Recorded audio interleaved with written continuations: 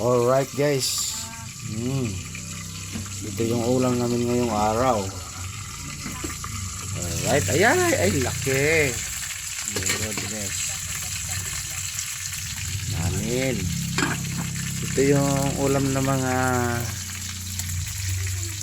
mahirap.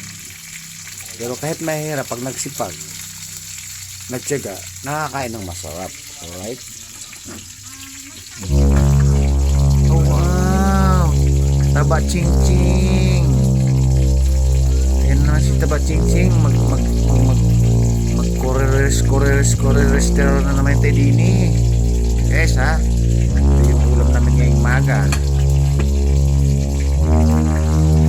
Malaking tilapia. Dudo ko guys, pagka ganito malaki ang tilapia mo, made from Jordan to, bansang Jordan. Alright, kasi makaliskis siya. Ngayon ay maputi-putita. Ay, iba naman kasi paano nato ingredients nato. Tilapia na with pulbo. With dressing pulbo. Alright. Yun o, laki. Ngayon lang ko na. Ay, laki. Makriti-kriti na. Alright.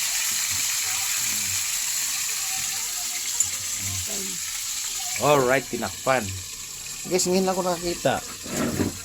Ang sabi nga nila, masarap daw yung tilapia na pag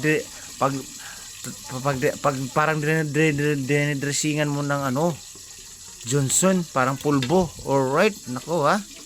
Iba na talaga tayo ngayon. Marami nang alam, marami nang nalalaman. Dressing pulbo. Pulbo powder. Alright. Ito. Tingnan natin.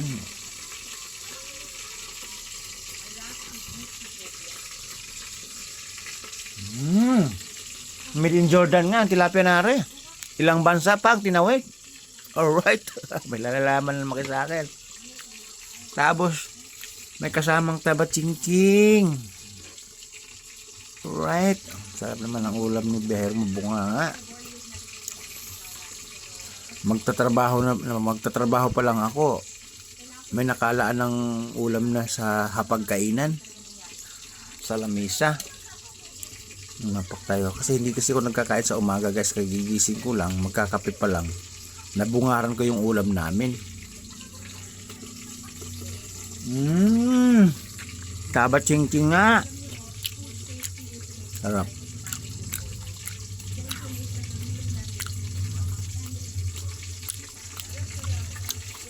Taba Ching Ching. Again guys. Again, ito yung ulam ng mahirap. Pero pag nagsisipag at tsatsaga ka at nagpoporsige, makakain ka ng masarap. Alright? Ano sinasabi ko sa iyo always? Taba Ching Ching. Sarap na mapak. Hindi pa ako nakapagtimpla ng kape guys. Timpla lang akong kape tayo. Magtitimpla ako ng kape, tapos magkakape ako kasi kagigising ko nga lang. Alright.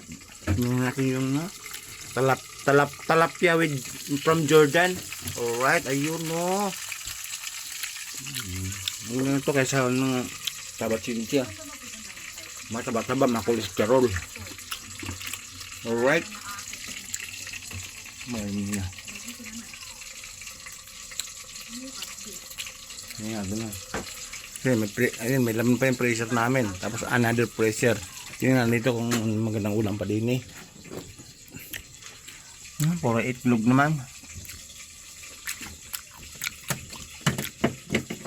Masarap na ito. Makolesterol naman din. Alright. May telisini pa din eh. Alright guys. Baba ko na. Ayun, kagigising ko lang, magkakape. Tapos nabungaran ko yung mga ulam namin ngayong araw. Alright. Kasi sa sobrang laki ng tilapia, made from Jordan, ilang bansa pa ang dinaanan bago makarating sa Pilipinas. Babo, marami naman kinalalaman sa akin. Babu.